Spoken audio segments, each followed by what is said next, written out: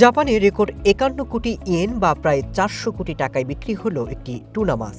টোকিওর টোয়েশু fish মার্কেটে সোমবার অনুষ্ঠিত হয় বার্ষিক এই মাছের নিলাম।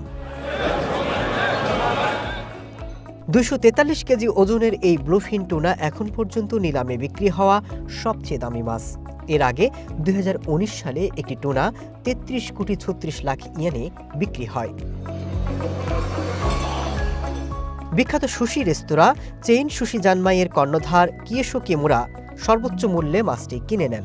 নিলামে জয়ী হওয়ার পর সাংবাদিকদের বলেন, তিনি আশা করেন এবছর দেশের অর্থনীতির উন্নতি হবে। আমি এবছর অর্থনীতির উন্নতি কামনা করি। তাকাইচি প্রশাসন কাজের ওপর জোর দিয়েছে, তাই আমরাও কাজ চালিয়ে যাব। আশা করি এই নিলাম সবাইকে উৎসাহিত করবে। নিলাম শেষে বিশাল এই টুনা মাছটি সুশি জানমাই রেস্তোরাঁর প্রধান শাখায় নিয়ে যাওয়া হয়। সেখানে উৎসব মুখর পরিবেশে এর মাথা কেটে মাছটি টুকরো টুকরো করা হয়। এগুলো সারা দেশে রেস্তোরাঁটির বিভিন্ন শাখায় পাঠানো হবে।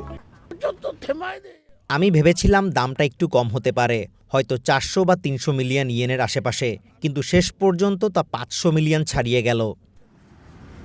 কিমুরা জানান, রেকর্ড দামে কেনা হলেও এই টুনা মাছের তৈরি সুশি গ্রাহকদের কাছে স্বাভাবিক দামেই বিক্রি করা হবে।